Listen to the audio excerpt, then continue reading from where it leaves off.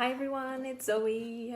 Welcome to another live Q&A session. I can't believe it's been 2 weeks already. I guess it sort of hasn't been. I think last fortnight we were on a Thursday, so it's a little bit shorter than that. But tonight we're going to have a chat about how to best track your food intake.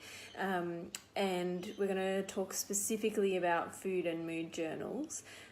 Because I wanted to bring that up in the group, and I think I posted a sample food and mood journal to the group. So if you are watching the replay, skip forward a couple of minutes. Everybody else, I'm going to give a couple of minutes just to log on. Hi Tori, how are you? And someone else is there too. Who's there? Sarah, hello, how are you? Nice to see you both. Oh, I'm going to get rid of that now. As always, also, if you've got any questions, Tori, Sarah, just pop them in the comment section below and I can answer them as we go through today. Let me know if you can't hear me or anything looks funny and I will fix that up. So just a little bit of housekeeping as well before we get going. I mentioned last week, but we are going to have a little get together for Christmas on the 22nd of November. So if you would like to come and join us, we're going to meet in the Light Brigade in Paddington in Sydney at 6:30 p.m. on the 22nd. It's a Thursday night. So I know it's just a small group so far. Brianna, who else? Tina and Kathy. But if anybody else likes to join us, that would be awesome. And we'll post some live footage whilst we're there. Christine's here. Hi, Christine. Nice to see you. Again, Christine, let me know if you got any questions as we go through. Hope you're on the mend and everything's going well. Also, another little bit of housekeeping. Let me know how you're going if you three have had a go at this week's challenge. We'll talk a bit about it a bit later, but I'd love to hear your thoughts on it if you have had a go at sort of taking 5 seconds before you make a decision, especially when it comes to food. We'll have a bit of a chat about that today. And if there's anything else you want me to cover, I will, just off the cuff as we go through. But I'll give everyone another minute or so just to log on, and then we'll start talking about food and mood diaries and the best way to track your food. Let me just check and see if there are any other questions. Oh, computer's doing some funny things. Tori, did you try the cashew crunch salad with the sesame dressing I posted on Friday? Let me know if you did. It looks really good. Beck said she was going to try it as well. So, Beck, you've just logged on. Perfect. How are you? Oh, Tori, you've not had a go? On the pre-op diet, so not too much journaling right now. No, absolutely. You're almost, you're on the toughest bit. It will get easier. But yeah, no cashew crunch salads for you for a little while. Okay.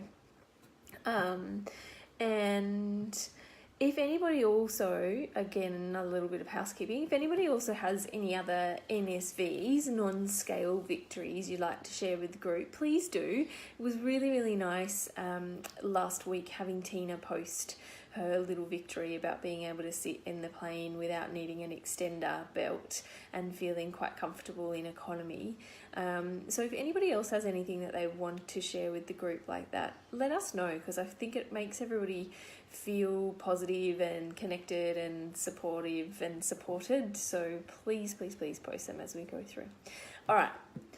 Can you hit like if you track your food? We may as well get started, I think. Does anybody track what they're eating?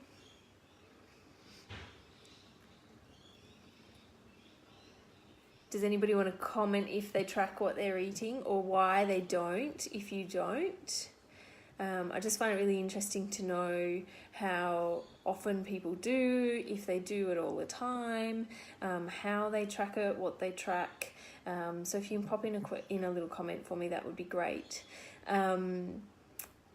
Beck, just in the meantime, while you're thinking about that, Beck's just said, I had a huge non-scale victory this weekend, danced at a wedding until my feet blistered. That's awesome, Beck. It sounds like you had an amazing time I'm so glad that you could do that and be able to enjoy it so much that you end up with blisters, which isn't so fun afterwards, but I bet the pain is worth the fun in the process. Christine, no, been meaning to do a food and symptom diary. Okay, Christine, this food and mood diary, you could easily change to a food and symptom diary. And I was actually going to bring up an app that helps you track food and symptoms as well. It's called, let me just bring it up. So my computer's doing some really funny things. I think it's called My Symptom Tracker. Where is it? It's called My Symptoms Food and Symptom Tracker, and that can help you to sort of track what you're eating and if it's giving you any symptoms, and then helps you to do a little bit of detective work, I guess, to figure out what might be causing those symptoms or triggering those symptoms. And Beck, perfect. Beck doesn't track food as part of a conscious rejection of old dieting behavior, which is awesome. And I don't recommend people count calories, and I don't recommend that you sort of focus too much on the size of food that you eat or the type of food that you eat, as long as you're enjoying it and you're kind of focusing on the balance and trying to think overall, am I eating a well-balanced, healthy diet? But the one thing that I do like is this type of food diary that I put in the group the other day. And the reason I like it is that the focus is very small on the actual food portion. This tracking works really, really well for people that eat for other reasons other than hunger. If you're struggling with, say, emotional eating, or eating when you're stressed or tired or bored or hungry or upset, or you've had a good day, you've had a bad day, you're happy, whatever it might be, it can be really, really helpful to track your food and match it to your mood, so that then you can try to work out what it is that might be triggering you to eat when you eat more than you need, or you choose something that you're not happy about, or you make yourself feel uncomfortable, like you eat too fast, for example. So you could use the food and mood journal, and if you have a look at it, you'll see that, I'm just bringing it up now, you will see that it has, the first column is the meal or the time. So some people will put like breakfast, or they might put 9 a.m. or whatever it is. Then you're rating your hunger before, so out of 10. So remember, 0 to 10 on a hunger scale, where 0 out of 10 is I'm so starving I want to eat my own fingers, and I'm so full that I want to throw up, is number 10. So Christmas Day lunch kind of full. And then ideally we want to stay between a 3 and a 7. So even just writing down your hunger before you ate and your feelings before you ate. So, maybe I'm not hungry, maybe I'm actually a 7 out of 10, but I feel really, really crappy, and then I ate X, Y, and Z, okay? And the food eaten, you'll notice that the comment for the food eaten, the column for the food eaten section is only as big as the feelings before and the feelings after section. And that's because I don't encourage people to write down, 150 grams of this and a tablespoon of that and this and that and all of the calories. I don't think that's important. It's more like I ate half a sandwich, or I ate, a bowl of cereal. Okay, so less focus on the actual quantity or the nutrition in there, like the calories, but more just what was the food, so that when you look back, you'll be able to remember. Christine, if you are tracking for symptoms, this might be different. So in the food eaten section, if you're tracking for symptoms, I would give a little bit more detail about what it was that you ate, so that it makes sense. You can kind of go back and do a little bit more investigation into what foods might have caused those symptoms. Then once you've written down what you ate, you write your hunger after. Okay, so again, 0 to 10, how full was I? How hungry I was after I finished? Was I up to a 10? Did I feel like I wanted to throw up? Did I throw up? Or did I stop at a 7 when it was kind of nice and I felt satisfied but not quite full yet? Then you want to write down where you ate, or what situation you were in, and anything else, okay? So it's just a really good way to figure out if there is a specific time of day or a specific time of week or a specific emotion attached to when you make yourself feel uncomfortable because you've eaten too fast or you've eaten too much or you've eaten the wrong thing. And just doing that, I wouldn't encourage you, I guess, to do it every day for the rest of your life. Maybe you want to do it for, say, a week. Maybe you want to do it for a couple of days just to check in. You might want to do a diary like that just to check and see that you are actually maybe eating enough food or eating the foods that you would like to be eating. Okay, so maybe you want to check that you've got protein and veggies in your main meals and that your snacks are pretty healthy and you're not grazing on things in between. Or maybe just checking that you're drinking enough water. So on the bottom of that food and mood diary, I actually put a little section which is called Other Daily Habits. So I put some movement and supplements and then water. So you can tick or cross off the glasses of fluid as you have them, and then just tick if you've done 30 minutes of moving that day and that you've taken your supplements. So it's just a little bit of a reminder about those general habits and what you should be kind of focusing on rather than the calories or the nutrients in that food. Really just helping you to kind of get a bit of an idea about why you might be eating, when you might make a poor choice, when you might eat too quickly, when you might eat too much, and if you're constantly missing out on something like fluid, how that might be impacting on what you eat. So for example, if you're really dehydrated, sometimes we go for foods like ice cream or smoothies or juices because they're melty and they're cold, or if you're really dehydrated, sometimes you feel like you are grazing all day even though you're not hungry, you're just thirsty. Okay, so it can just help to kind of bring awareness back, and I'd like encouraging clients to do a journal like this sometimes, especially if it's been a while since you have had your surgery. So it might be like a year or a couple of years, just to remind you of what you're doing, what you should be doing, and then also kind of just bring a bit of awareness back, I think, so that you can kind of work out, is there anything that I've forgotten, like my supplements, for example. Okay, I'd love to hear your thoughts on that. I've got a few comments, so I'll just run through them. Sarah, you say you've been focusing on nutrients. Good, and especially at this stage of the game, focusing on nutrients is a really great way to do it, especially if you struggle with eating for emotional reasons. I find that people that can kind of take that focus off food being an emotion, but food being, a healthy option, or focusing on health rather than size, or what that food is going to do for you, can actually improve the eating that you do over time.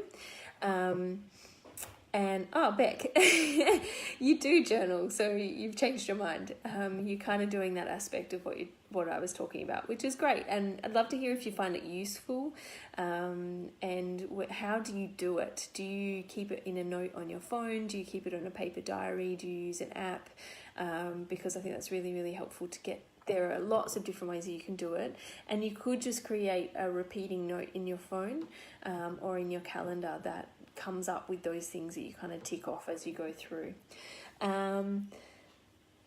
Terry doesn't track unless you're introducing new items into your diet, but you do generally overeat when you're exhausted. So Terry, I guess that gives you, already you've got some awareness as to what the triggers might be. And now that you know that, okay, I generally overeat when I'm exhausted, it's knowing and recognizing when you are exhausted and kind of going, okay, how am I going to manage my exhaustion or be aware of my exhaustion so that I don't overeat? Or how can I work around my sleep or my schedule or whatever it might be, or maybe my hydration, to make sure that I am not so exhausted all the time that I end up overeating all the time, okay? And Sarah said she also often eats on autopilot. and there's a fully stocked chocolate or lolly drawer at work. Like, that's so common, and having food around just makes it easier to eat it. We have had lots of birthdays in our office at the moment, and so there's been lots of Freddo Frogs and Caramello Koalas floating around, and of course you eat more when it's there. Out of sight, out of mind. There's a reason that saying has hung around for so long, I guess. So it is really just about kind of being aware, and that is where that count to 5 before you make a decision comes into play. So I'll come back to that in a second, Sarah. Good idea, says Christine. You go through refluxy stages like the last 3 weeks, where food just makes you hungrier, and you get used to eating constantly. So I've been thinking you need to work better at identifying why you're hungry. Yeah, look, reflux is another one. It's like dehydration. It kind of tricks you into wanting to eat, and maybe just writing things down a bit, Christine, might help you to kind of figure out exactly what makes that reflux worse, or kind of figure out a way to remind yourself that you have had something to eat, so it's unlikely to be physical hunger, and it's more likely to be reflux that's talking to you. So a general rule with that is that if it's been about 3 hours or less since you last ate, as long as the last thing you ate was a decent size and good quality, it's probably that you're not actually physically hungry. It might be more that you're eating out of habit or reflux or some other reason, maybe dehydration, for example. So use that 3 hour as a kind of a rough guide. If you haven't eaten very well in the last meal, maybe you made a choice of something that kind of digests really fast, maybe you didn't eat your full meal, so you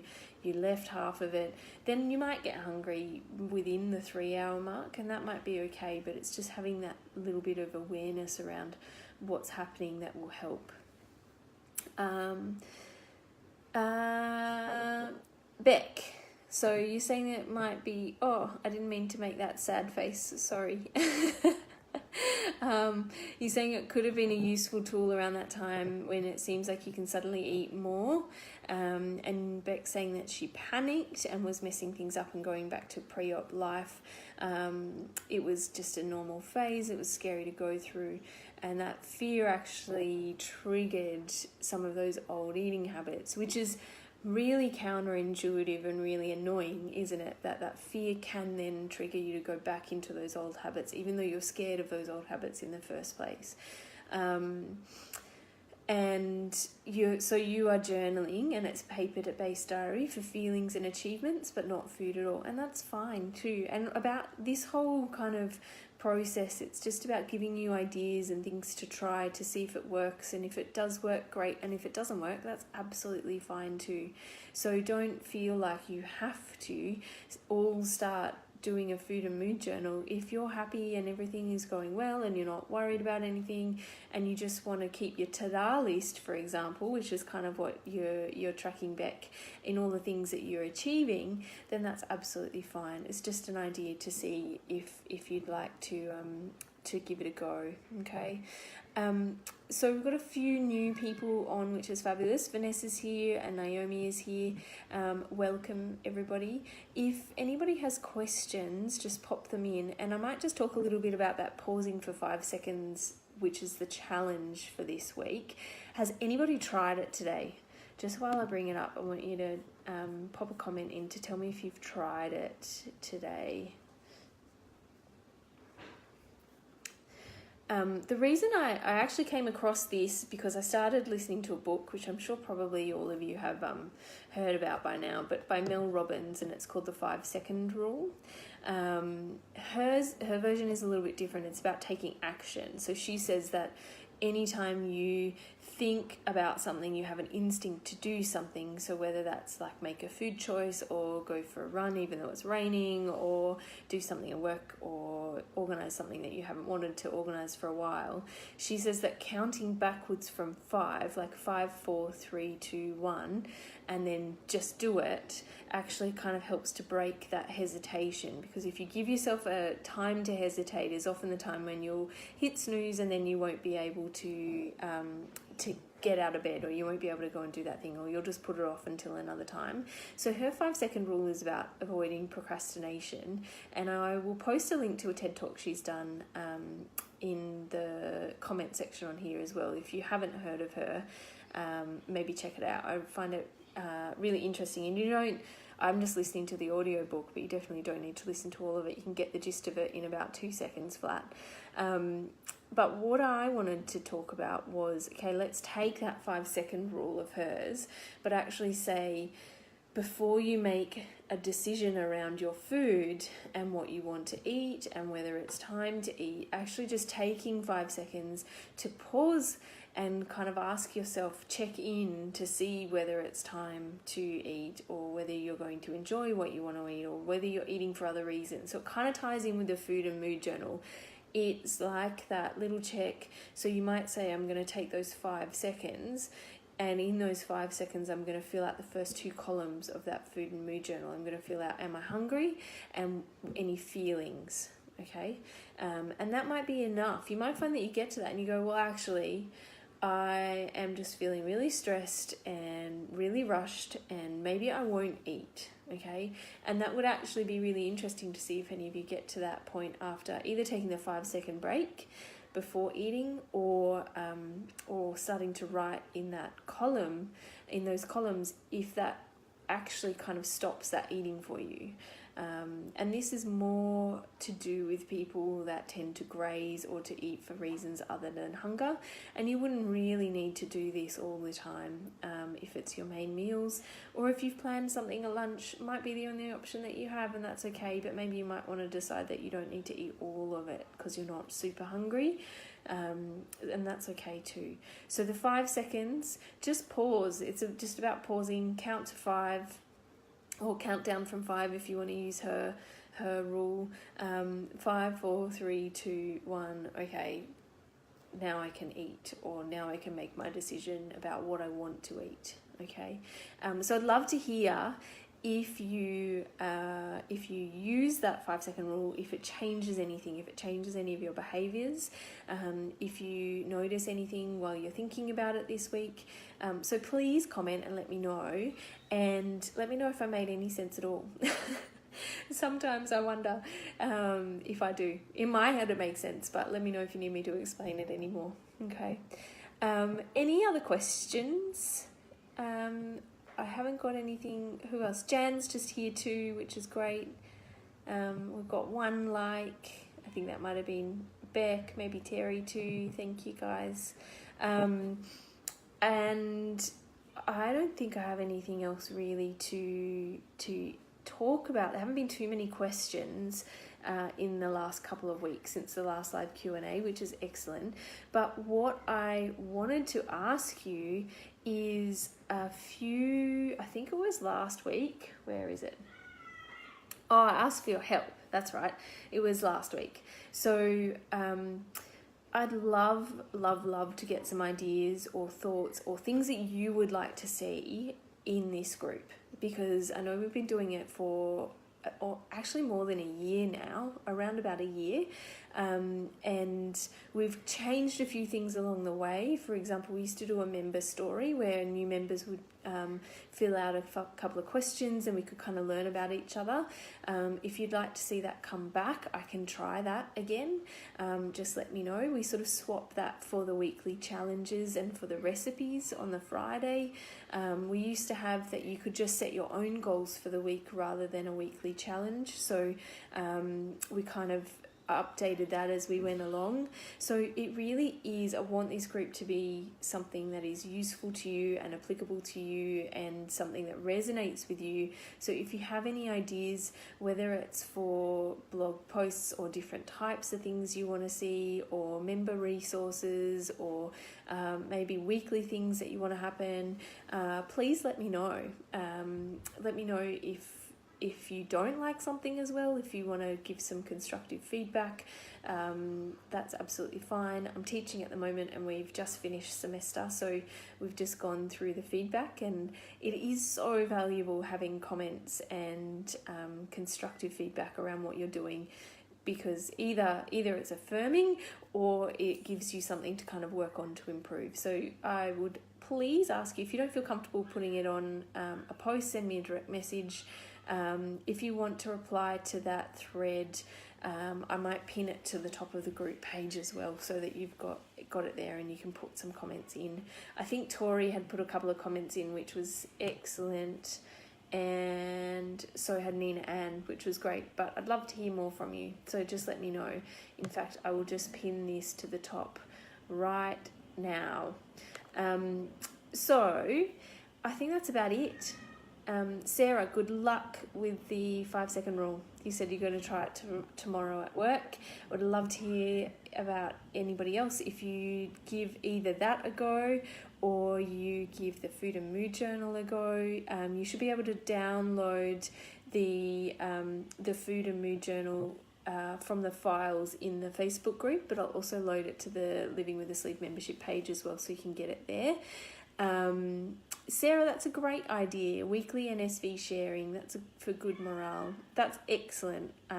We can definitely put that in. I will keep that in mind for sure, because that's really good to have, I guess, watch what people are doing ahead of you, and also, give support and encouragement as we go through. So I think that's an excellent idea.